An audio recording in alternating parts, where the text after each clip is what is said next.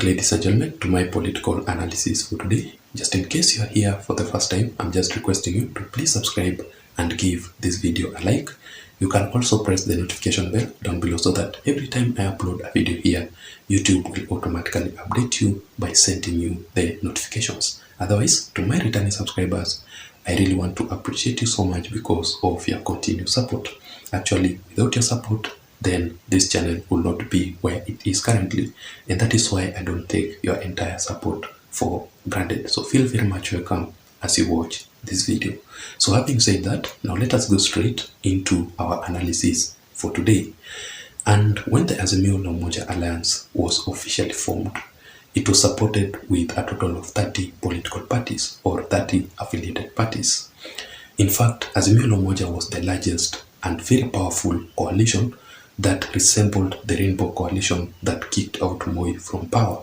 And that is why, ladies and gentlemen, up to date, I still ask myself how William Ruto alone managed to outsmart and humiliate Raila Odinga in the previous 2022 general elections with all the support that Raila Odinga had. That simply tells you how political genius William Samoei Ruto is. And in my personal opinion, if Raila Odinga did not win the previous 2022 general elections with the Azimio la Umoja Alliance, I don't think if Raila Odinga will ever get a chance to become the president of the Republic of Kenya, considering the fact that, first of all, majority of people here in Kenya, and especially from his main stronghold in the Luo Nyanza region, are very much tired of Raila Odinga losing elections each and every time for the 5th time since the year 1997. In fact, when Raila Odinga was contesting for the presidency for the first time in 1997, the same William Ruto was contesting to become the MP for the first time. Currently, William Ruto has become the president and Raila Odinga is still losing the elections. So people are tired of him. Secondly, ladies and gentlemen, considering the fact that his age will not allow him to still contest for the 6th time, the next election, the fact is that it will be in the year 2027. And when you look at Raila Odinga's age, he is too much tired to still contest again for the 6th time. So that is why Raila Odinga will still not win the next election, in my personal consideration. But currently, as we speak, ladies and gentlemen, the parties that have remained in the Azimio la Umoja Alliance, because all of them out of 30 have already defected, the Azimio la Umoja is only left with a total of 4 active political parties or affiliated parties. When you talk about the Azimio la Umoja Alliance currently, you talk about the ODM party. But also, you must consider that the ODM party is not supporting the Azimio la Umoja Alliance 100%, despite the fact that Raila Odinga is the political leader of ODM. The ODM party is currently divided into 2. There is the real ODM party that is with Raila Odinga and supporting the Azimio la Umoja Alliance, and there is another faction of the ODM party that calls themselves the ODM rebels. So that simply tells you how ODM party is divided also within the Azimio la Umoja Alliance. Let's talk about the Wiper party. The reason as to why I'm saying the Wiper party still supports Azimio la Umoja Alliance, it is because of Kalonzo Musyoka, who is actively participating in the opposition with the Azimio la Umoja Alliance. So Wiper party leader Kalonzo Musyoka is there, but when you look at majority of the elected members, the elected MPs of the Wiper party, majority of them are also supporting the government. They are supporting William Samoei Ruto's Kenya Kwanza Alliance government. And also, let's talk about Martha Karua's party, the Kenya party in the Azimio la Umoja Alliance. Martha Karua is supporting the Azimio la Umoja Alliance by herself. The reason as to why I'm saying this, the NARC Kenya that belongs to Martha Karua does not have any MP, in fact, does not have any elected member or any elected leader in the previous 2022 general election. So that is the third party. And the fourth one is the DAP Kenya. The DAP party that belongs to Eugene Wamalwa. And the reason as to why I'm saying the DAP still supports the Azimio La Umoja Alliance, it is because of Eugene Wamalwa, who is actively participating in the Azimio La Umoja Alliance.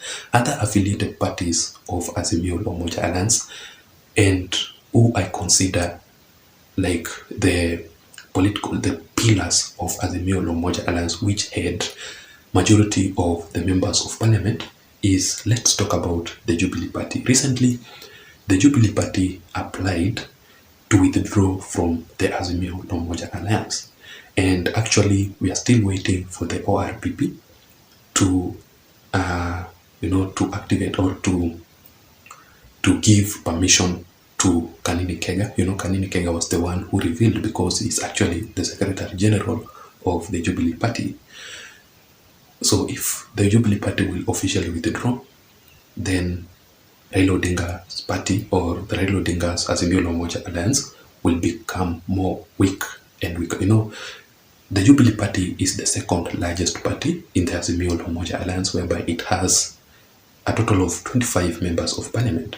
And the fact is that all the political members of Jubilee parties, or all the elected MPs of Jubilee Party, are currently supporting the government. They are supporting William Samoei Ruto's Kenya Kwanza Alliance. So other parties like KANU are just there, but they are not actively participating in the Azimio La Umoja Alliance. That is why I've automatically said that Raila Odinga Azimio La Umoja Alliance, or Raila Odinga himself, has been left isolated in the Azimio La Umoja Alliance, the coalition that Raila Odinga officially, came up with that idea, so that to become a base for his 2022 general elections. But Raila Odinga did not manage to win the elections. But in my considered opinion also, ladies and gentlemen, the reasons as to why, or the two main reasons as to why these parties defected from Azimio to Kenya Kwanza Alliance is because, first of all, majority of these political parties who are supporting Raila Odinga's Azimio La Umoja Alliance were forcefully, or they were forced to enter into that coalition.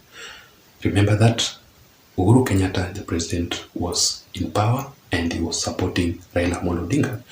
So basically here, these political parties were forced to enter into that coalition using threats and intimidations. Whenever a political party leader will not or decided not to enter into the coalition with Azimio La Umoja Alliance, that political party leader will be taken to the KRA will come for him or her. The DCI will come for that political party leader.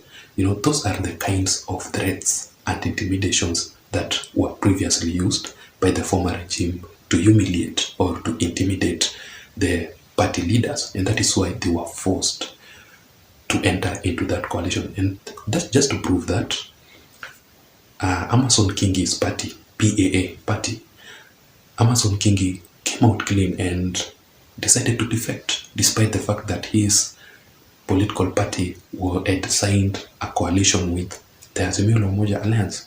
Also, let's talk about Alfred Mutua's political party. Alfred Mutua had already signed a coalition with Azimio La Umoja Alliance, but he had to defect even before the elections. There were conditions that when you support or when you enter into a coalition with Azimio, you will not get out until the elections is done. So those are the kind of frustrations, intimidations that political party leaders had to face with Azimio La Umoja Alliance. So that is why immediately Raila Odinga did not manage to get or to become the president of the Republic of Kenya, majority of these Azimio La Umoja Alliance affiliated parties automatically defected to the Kenya Kwanza or William Ruto's party. The second main reason is because of the government. Majority of the political parties will not want to be on the side of opposition. Majority of them will want to be on the side of government so that they can, achieve their political ambitions. You cannot basically win or achieve your political ambitions. It is not guaranteed when you are in the opposition side, and especially in the Azimio La Umoja Alliance position of which it is currently because of the status that Azimio Moja is currently in.